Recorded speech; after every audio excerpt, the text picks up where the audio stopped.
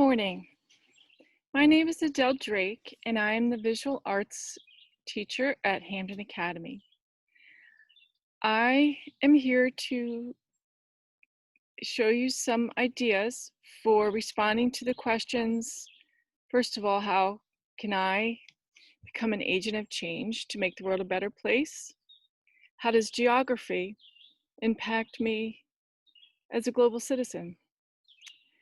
These lessons are designed to help you look around at your geography and those objects that are there in order to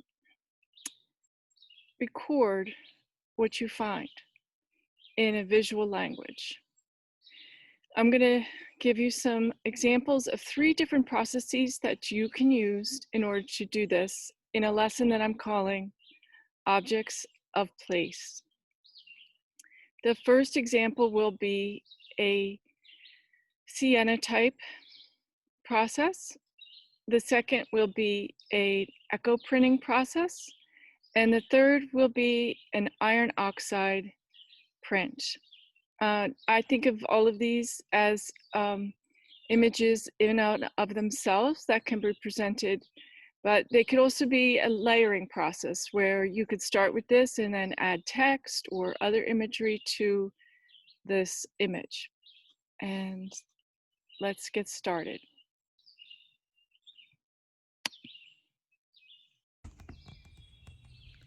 Okay, so this first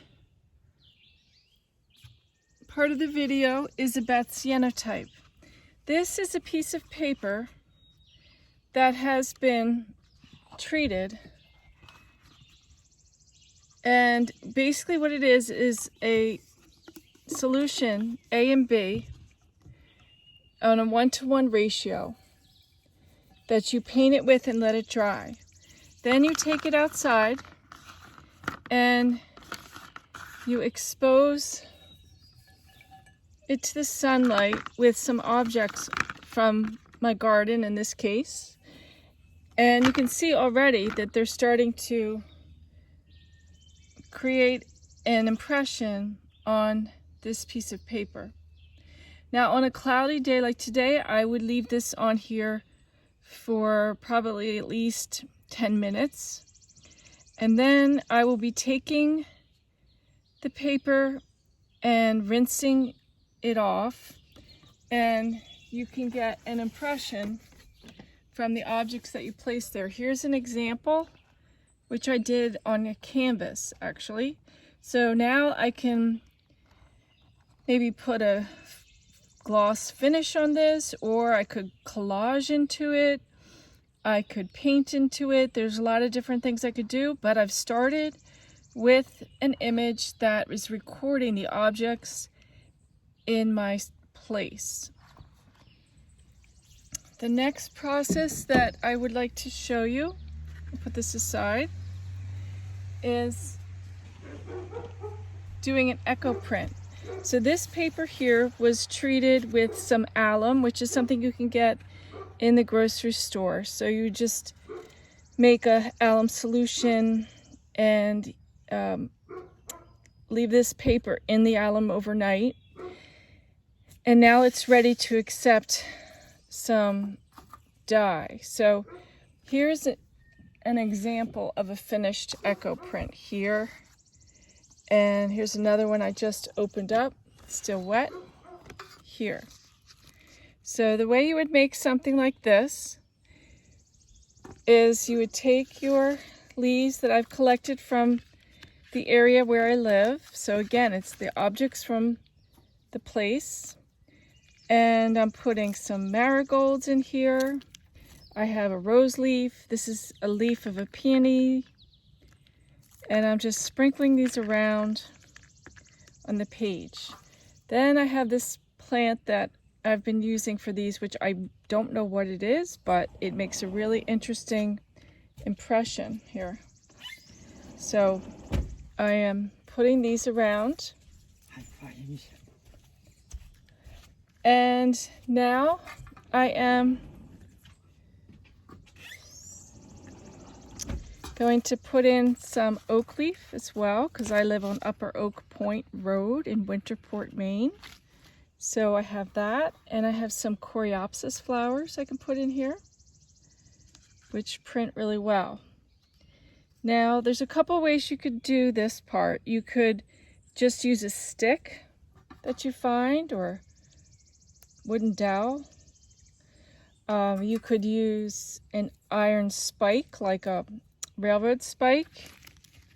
What I'm going to use today is an old rusty tin can that I found on my property, or wherever you want to find it. That would be part of the objects of the space or place that you are recording.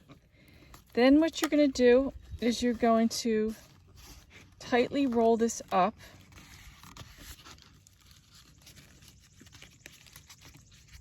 with all of your plant material in the space of the paper and the can. And then you need to bind it. So I have some cotton twine here, which I could just start to wrap around my can. And you want this to be tight. It's very important that you make this as tight as possible. And sometimes I'll go back over that area to really get a tight binding, and that pressure will help to create the print. So you just go around this whole thing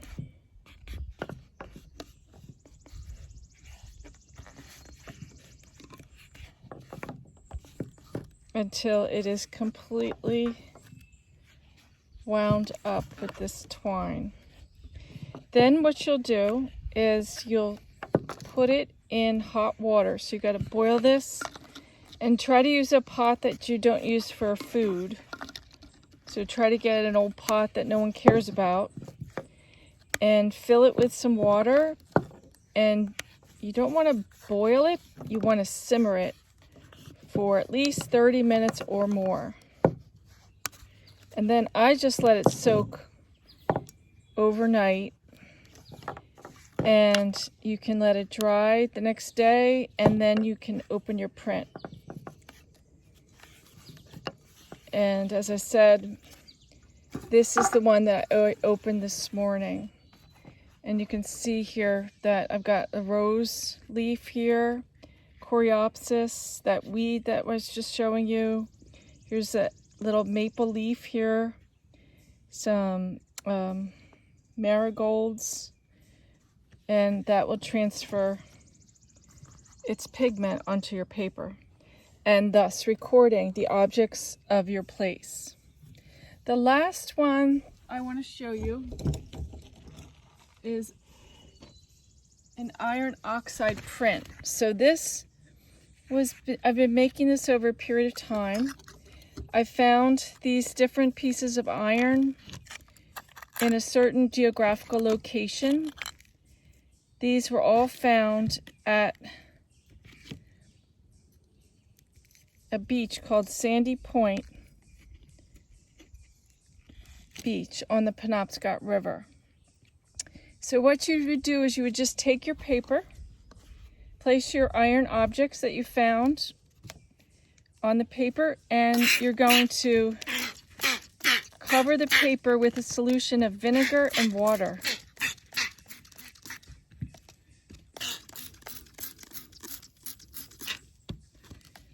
And you just let that sit there and dry.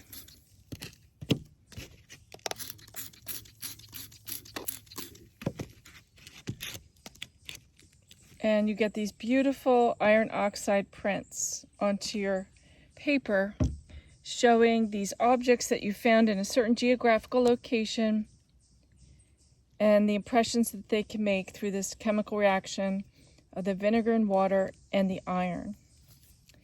And those are 3 different methods that you can record the objects of your place.